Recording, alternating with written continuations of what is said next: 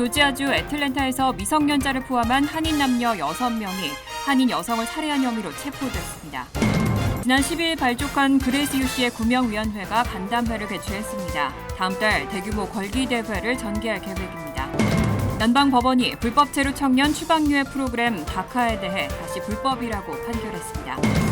전미 자동차 노조가 88년의 노조 역사상 처음으로 제너럴 모터스와 포드, 스텔란티스 공장에서 동시 파업에 돌입했습니다. 뉴욕시가 공식 SNS를 통해 한국의 음식 김밥을 소개하는 영상을 게재해 관심이 주목되고 있습니다. 이상은 이 시각 주요 뉴스입니다. 시청자 여러분 안녕하십니까? KBN 뉴스입니다. 조지아주 애틀랜타에서 미성년자를 포함한 한인 남녀 6명이 한인 여성을 살해한 혐의로 체포됐습니다. 이들은 같은 종교단체 소속으로 알려졌는데 숨진 여성을 감금 구타하고 굶기다가 사망에 이르게 한 것으로 보입니다. 오늘 오전 열린 보석 청구 신문에서 담당 판사는 보석을 허락하지 않았습니다. 어제 조지아주 귀넷 카운티 경찰국은 한인 여성 살해 사건으로 6명의 한인 남녀를 살인 및 불법 감금, 증거 변조, 시신 은닉 등의 혐의로 체포했습니다. 용의자는 26살 에릭현, 이가원, 이준호, 22살 이준현, 25살 이현지 등 20대 5명과 15살 이모군까지 6명입니다. 이 가운데 5명은 시민권자로 알려졌고 현지 경찰은 용의자들이 같은 종교단체에 속해 있다고 주장하고 있다고 밝혔습니다. 이번 사건은 지난 10일 한인타운 중심지 주차장에 세워져 있던 은색 제규어 차량 트렁크에서 여성의 시신이 발견된 것으로 시작됐습니다. 시신이 실린 차량을 운전한 사람은 용의자 중 한 명인 에릭현 씨로 그는 사건 당시 부상을 입어 병원으로 향하며 가족에게 차량에서 물건을 가져와 달라고 요청한 것으로 전해졌습니다. 차를 확인하던 현 씨의 가족은 트렁크에서 이상한 냄새를 감지하고 시신을 발견한 뒤 경찰에 신고했습니다. 이후 경찰은 현 씨에 대한 신문을 통해 로렌스빌에 있는 한 주택의 지하실에서 한인 여성이 살해된 사실을 알아냈습니다. 이 여성은 지난 7월 중순쯤 한국에서 입국한 20대에서 30대로 확인됐고 경찰은 이 여성이 감금당한 채로 8월 3일부터 음식을 먹지 못했고 폭행을 당해 사망한 것으로 판단하고 있습니다. 경찰에 따르면 피해자는 발견 당시 몸무게가 70파운드에 불과했고 폭행 흔적으로 보이는 외상도 있었습니다. 오늘 공개된 체포영장에 따르면 피살된 여성의 시신은 불태워진 후 담요에 쌓여 트렁크에 은닉한 것으로 알려졌습니다. 한편 용의자들은 자신들을 그리스도의 군사들이라고 소개하며 같은 종교단체에 속해 있다고 주장하고 있습니다. 범행 동기는 아직 공개되지 않았고 경찰은 사입이 종교와의 관련성을 조사하고 있습니다. 숨진 여성은 종교단체 가입을 목적으로 지난 여름 한국에서 입국한 것으로 나타났습니다. 경찰은 용의자 가운데 이준호, 이준현, 이모군은 형제이고 이현지는 이들 중 한 명의 여자친구라고 전했습니다. 법원은 오늘 보석 청구 신문을 열었습니다. 6명의 용의자 가운데 미성년자인 이준영은 청소년 법원에서 별도의 절차를 진행하게 되고 에릭현은 병원에 입원 중이어서 4명의 용의자가 참석한 가운데 열린 신문에서 판사는 보석을 불허한다고 밝혔습니다. 지난해 3개월 된 쌍둥이 아들을 살해했다는 혐의를 받고 수감 중인 한인 여성 그레이스 유 씨를 위해 지난 10일 구명위원회가 발족됐습니다. 위원회는 어제 저녁 뉴욕 한인회관에서 간담회를 개최하고 향후 추진 방향에 대해 논의했습니다. 지난해 5월 생후 3개월 된 아들을 살해한 혐의로 받고 기소돼 1년 4개월째 수감 중인 한인 여성 그레이스 유 씨를 돕기 위한 범동포 차원의 구명위원회는 어제 저녁 뉴욕 한인회관에서 첫 간담회를 개최했습니다. 간담회에는 김광석 뉴욕 한인회장을 비롯해 지역 한인 단체장들이 참석해 현재 그레이스 유 씨의 상황을 공유하고 향후 추진 방향에 대한 논의를 했습니다. 먼저 위원회는 오늘 10월 4일 대규모 걸기대회를 전개하기로 했습니다. 법원의 일방적 판단으로 5살 된 딸과 또 다른 쌍둥이 형으로부터 격리되고 1년 4개월 동안 판결이 진행되지 못하고 있다는 것은 소수 인종에 대한 차별이라며 조속하고 정당한 판결을 요구하는 걸기대회를 범아시안 사회 차원에서 개최하게 됩니다. 구명을 위한 청원서 서명 활동도 더 확대하기로 했습니다. 교회협의회는 각 교회에서 교인들로부터 서명을 받을 수 있도록 노력하고 각 단체는 회원과 가족들의 서명을 받고 주요 한인 마켓에서도 서명 활동을 전개할 것을 논의했습니다. 한인 동포들의 적극적인 참여도 당부했습니다. 온라인 청원 방법은 www.justiceforgrace.org로 들어가서 Sign the Petition을 클릭한 후 이름과 이메일을 입력하면 됩니다. 연방법원이 불법 체류 청년 추방유예 프로그램 다카에 대해 다시 불법이라고 판결했습니다. 다만 연방대법원의 판결이 나올 때까지 현재 수혜자들의 혜택은 그대로 유지됩니다. 오동윤 기자가 보도합니다. 지난 13일 텍사스주 연방법원의 앤드류 하넨 판사가 불법 체류 청년 추방 유예 프로그램 다카에 대해 또다시 불법이라고 판결했습니다. 다만 이 판결은 현재 다카를 이용 중인 60만 명 이상의 수혜자에게는 직접적인 영향을 주지 않습니다. 프로그램은 연방 대법원의 판결이 나올 때까지는 유지됩니다. 다카를 둘러싼 법적 분쟁은 2017년 트럼프 행정부가 다카 폐지를 발표한 이후에 시작됐고 각 주정부가 소송을 제기하면서 연방 대법원까지 올라갔습니다. 하지만 연방 대법원은 트럼프 행정부의 다카 정책 폐지가 너무 일방적으로 이뤄졌다고 판단하면서도 정책의 위법성에 대해서는 결정하지 않았습니다. 이후 소송의 초점은 위법성에 집중됐습니다. 2021년 앤드류 하넨 판사는 이 정책이 행정명령으로만 시행됐고 허가 없이 미국에 입국한 사람들의 추방을 정부가 유예할 권한이 없다며 불법 판결을 내렸습니다. 하지만 정부가 항소했고 2021년 10월에 항소법원은 하급심의 결정대로 다카가 불법이라는 판결을 내렸습니다. 이후 바이든 행정부는 지적된 행정 절차를 보완해 다카 개정안을 발표했고 항소심이 이 문제를 다시 하급심으로 돌려보내면서 이번 판결로 이어진 겁니다. 하지만 하넨 판사는 이번 판결에서 개정안 역시 여전히 불법이라고 판단했습니다. 다만 공화당 성향 9개 주가 주장한 정책 폐지 주장은 받아들이지 않았습니다.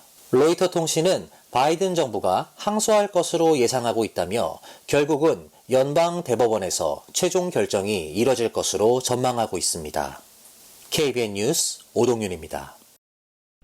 전미 자동차 노조가 88년에 노조 역사상 처음으로 제너럴 모터스와 포드, 스텔란티스 공장에서 동시 파업에 돌입했습니다. 사측과 협상하지 않겠다고 밝힌 노조 측은 파업의 장기화 가능성도 시사했습니다. 미국 자동차 노조 역사상 처음으로 오늘 전미 자동차 노조가 제너럴 모터스와 포드, 스텔란티스의 공장에서 동시 파업에 참여했습니다. 노조 측은 사측과의 협상을 거부하고 파업 의향을 밝혔고 파업이 장기화될 가능성도 제기되고 있습니다. 현재 조합원들은 GM의 미주리주 웬츠빌 공장, 포드의 미시간주 웨인 공장, 스텔란티스의 오하이오주 톨레도 집 공장에서 피켓 시위를 진행하고 있습니다. 다만 포드의 경우 파업에 참여하는 것은 최종 조립 분야의 노동자로 제한됐습니다. 전미 자동차 노조의 총 조합원 수는 약 14만 5천 명인데 파업에 참여하는 노동자는 약 12,700명입니다. 전체 조합원 가운데 일부만 파업에 참여하는 것으로 이는 장기적인 파업을 대비하기 위한 파업 기금을 보존하기 위한 결정으로 분석됐습니다. 노조 위원장인 숀 페이는 더 많은 노동자가 며칠 안에 파업에 참여할 준비가 돼 있다며 파업의 규모를 더 확대할 의향을 밝혔습니다. 노조 파업과 관련해 GM은 성명에서 역사적인 임금 인상 등 GM이 제안한 패키지에도 불구하고 이어진 파업이 실망스럽다면서도 계속해서 노조와 협상할 의향을 밝혔습니다. 노조 측은 협상에서 향후 4년간 임금 40% 인상 및 전기차로의 전환에 따른 노동자의 권리를 주장하고 있습니다. 이번 파업은 미국 경제에 상당한 영향을 미칠 것으로 예상됩니다. 컨설팅사 앤더슨 이코노믹 그룹에 따르면 이들이 10일 동안 파업을 진행할 경우 미국 경제에 50억 달러의 손실을 입힐 것으로 분석했습니다. 각종 경제 지표가 시장의 예상을 뛰어넘는 강세를 보이고 있습니다. 유럽 중앙은행이 긴축 통화 기조를 종료할 것이라는 신호도 보이면서 달러화 가치는 6개월 만에 최고치에 근접했습니다. 6개 통화 대비 달러 가치를 나타내는 달러 인덱스는 어제 0.64% 상승해 105.41로 장을 마쳤습니다. 3월 9일 기록한 장중 최고치인 105.43에 거의 근접한 수치입니다. 반면 유로화는 이날 유럽중앙은행 ECB가 수신금리를 사상 최고치인 4%로 인상한 후 인플레이션과의 전쟁 마무리를 시사하면서 약세를 보였습니다. 유로화는 0.89% 하락한 1.0635달러로 3월 17일 이후 최저치를 기록했고 7월 27일 이후 최대 낙폭을 기록했습니다. 영국 파운드화와 중국 역외 위안화도 하락세를 보였습니다. 이런 가운데 미국의 8월 소매 판매는 휘발유 가격 상승으로 인해 전월 대비 0.6% 증가하면서 시장의 예상치를 크게 웃돌았습니다. 또 주간 신규 실업수당 청구 건수는 5주 만에 증가세로 전환했지만 시장의 예상치에는 미치지 못했습니다. 또 8월 생산자 물가지수도 휘발유 가격 상승의 영향으로 0.7% 상승하면서 예상치를 상회했습니다. 실버와 골드의 외환 및 귀금속 리스크 관리 담당자는 ECB 총재의 발언과 미국의 경제 지표를 달러 상승을 이끈 요인으로 분석했습니다. 예상을 뛰어넘는 경제 지표의 강세로 고금리 상황이 오래 지속될 수 있다는 우려가 제기되면서 달러 가치는 급등했고 금은 투자 매력이 떨어지면서 3주 만에 최저 수준에 머물렀습니다. 금 현물은 장중 한때 1900.81달러까지 하락하며 최저치를 기록했고 금 선물은 보합세를 유지하고 있습니다.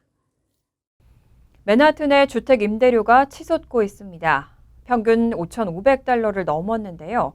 이제 한계에 도달했다는 전문가들의 평가도 나옵니다. CNBC 방송은 부동산 업체 더글러스 엘리먼트를 인용해 지난달 맨하튼 주택의 평균 임대료가 5,552달러로 집계됐다고 보도했습니다. 전월에 비해서는 0.6% 하락했지만 여전히 기록적으로 높은 수준입니다. 맨하튼 주택의 임대 가격을 순서대로 나열했을 때의 중위 가격은 4,400달러로 역시 전월에 이어 역대 최고가를 유지하고 있습니다. 업계는 이런 임대료 상승이 공급 부족 때문으로 분석하고 있습니다. 주택가격 상승으로 주택 구매를 포기하고 임대를 희망하는 수요자들이 늘었지만 임대 시장에 나온 주택은 한정된 상황이기 때문입니다. 또 계절적 요인도 임대료 상승에 영향을 미치는데 학교가 9월에 개학하기 때문에 8월에는 이사하는 수요가 많다는 설명입니다. 다만 임대료가 정점에 달했다는 신호도 있습니다. 지난달 임대 계약 건수는 14% 감소하면서 2달 연속으로 줄어들었는데 임대료가 적정 수준을 넘었기 때문으로 분석됐습니다.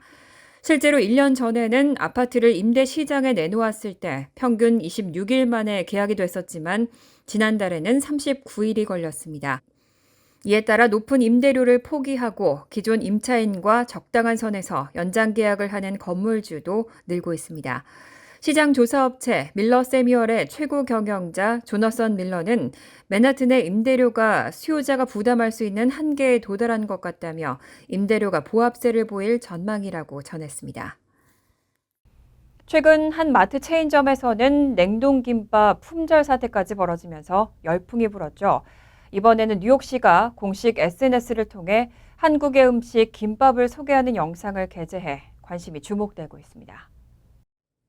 지난 9일 뉴욕시는 유튜브와 인스타그램 등 다양한 SNS 계정을 통해 김밥을 소개하는 영상을 게재했습니다. 이 영상의 주인공은 뉴욕시의 한 초등학교 3학년생인 에이버리입니다. 에이버리는 영상에서 김밥을 만드는 과정을 자세히 보여주고 김 위에 밥을 평평하게 깔고 말면 김밥이 된다고 설명했습니다. 또 완성된 김밥을 카메라 앞에 내보이면서 김과 밥의 조합이 좋다며 정말 맛있다고 소개했습니다. 이 영상은 전 세계의 누리꾼들 사이에서 큰 인기를 끌고 있습니다. 해당 인스타그램 영상에는 이미 19만 명 이상이 좋아요를 눌렀습니다. 이 영상 댓글을 통해 많은 이민자 출신 누리꾼들은 아픈 추억도 함께 나눴습니다. 한인 출신으로 추정되는 한 누리꾼은 어린 시절에 도시락으로 싸간 김밥을 학생들에게 나눠준 적이 있었는데 학생들이 한 입을 먹어보고는 역겹다고 뱉어버린 적이 있었다며 아픈 기억을 공유했습니다. 하지만 이번 에이버리의 영상을 통해 그 기억이 치유된 것 같다고 전했습니다. 미국은 다양한 인종과 여러 문화권의 학생들이 모인 다문화 사회로 초등학교에서도 역시 다양한 출신의 학생들이 함께 공부하고 있습니다. 뉴욕시는 9월 입학 시기를 맞이해 에이버리뿐만 아니라 도미니카 공화국과 인도 등 다양한 문화권의 도시락을 소개했습니다. 항공우주국 나사가 올해 여름이 1880년 기상 관측이 시작된 이래 가장 더웠다고 밝혔습니다. 올 6월부터 8월까지의 평균 기온은 이전보다 화씨 0.4도가량이 높았습니다. 항공우주국의 고다드 우주연구소 과학자들은 올해 여름이 1880년 기상 관측이 시작된 이래 가장 더웠다고 밝혔습니다. 과학자들은 올해 여름 기온이 1951년에서 1980년 여름과 비교해 평균 화씨 2.1도가 높았고 올해 6월에서 8월 3달 동안의 평균 기온은 이전과 비교해 화씨 0.41도가 더 높았다고 설명했습니다. 빌 넬슨 나사 국장 성명에 따르면 이런 기후변화는 전 세계에서 끔찍한 결과를 초래하고 있고 미국을 비롯한 여러 지역에서 전례 없는 폭염과 자연재해를 유발하고 있습니다. 캐나다와 하와이에서는 치명적인 산불이 발생했고 이탈리아와 그리스, 중부 유럽에서는 극심한 폭우로 인해 홍수가 발생했습니다. 플로리다 주변의 해양 온도는 올해 여름 화씨 100도 이상으로 치솟기도 했습니다. 나사는 수많은 기상 관측소 데이터와 해수면 온도 데이터 등을 활용해 기후변화를 분석하고 이런 연구 결과를 통해 현재의 기후변화가 지구와 미래 세대에 미치는 위협을 강조하고 있습니다. 미국에서는 최근 2년간 기후재해로 인한 재정 지출이 2조 6천억 달러를 넘어섰고 올해에만 23건의 기후재해로 253명이 사망한 데다 각 재당 10억 달러 이상의 비용이 발생한 것으로 나타났습니다. 간추린 소식입니다. 대통령실은 윤석열 대통령과 김건희 여사가 유엔 총회 고위급 회담 참석을 위해 18일부터 22일까지 뉴욕을 방문한다고 공식 발표했습니다. 대통령실은 윤 대통령이 18일 오전 뉴욕에 도착한 뒤 릴레이 양자회담을 시작으로 총회 기간 부산 엑스포 유치를 위해 전방위 외교전을 펼치며 특히 확정된 양자회담 일정이 30개라고 설명했습니다. 특히 윤 대통령은 오는 20일 오후 2시 제78차 유엔 총회 본회의 기조연설을 통해 글로벌 격차 해소를 위한 한국 정부의 기여 방안을 밝힐 예정입니다. 윤 대통령은 19일 안토니아 구테우스 유엔 사무총장을 만날 계획이며 21일 오전에는 NYU와 카이스트가 공동 주최하는 뉴욕 디지털 비전 포럼에 참석하게 됩니다. 미주 한인재단 하와이 지부는 한인 이민 120주년을 맞아 최근 하와이 내 독립운동 사적지 14곳에 모두 안내 표지판을 설치했다고 밝혔습니다.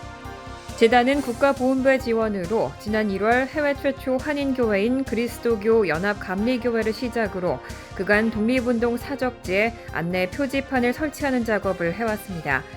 900여 명의 초기 이민자들이 묻힌 오하우 공동묘지에는 표지판과 함께 무명의 독립운동가를 기리는 감사비를 세웠고 이곳에 안장된 독립운동가 정원명 지사의 묘비를 재건했습니다.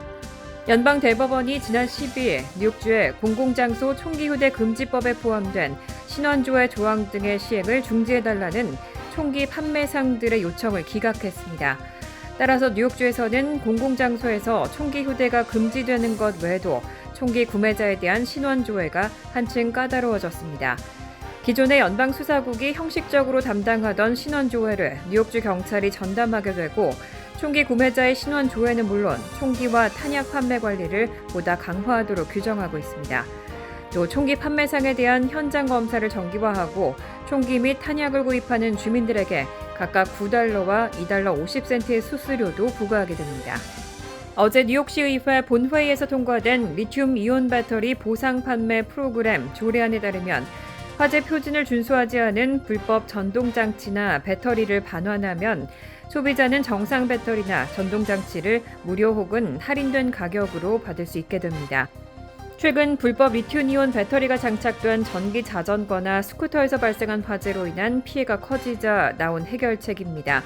보상 판매 프로그램에 참여하는 개인은 최대 1개의 전동장치에 최대 2개의 리튬이온 배터리를 교환할 수 있습니다. 교환한 배터리나 전동장치는 1년간 재판매할 수 없도록 하고 있습니다. 환율과 증권 소식입니다.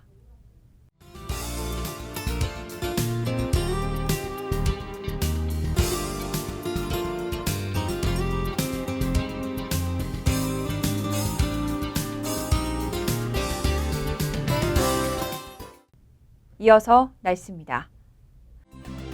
토요일은 화창하겠습니다.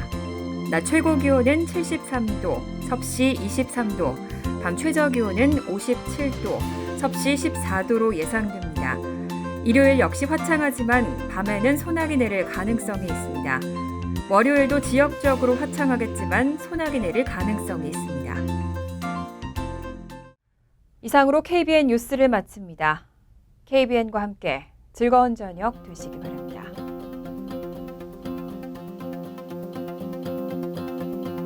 미 동부 최대 한인방송 KBN이 제작하는 KBN 뉴스는 웹사이트 mykbn.com 그리고 유튜브와 페이스북에서 다시 보실 수 있습니다. 좋아요, 구독, 알림 설정은 뉴스 제작에 큰 도움이 됩니다.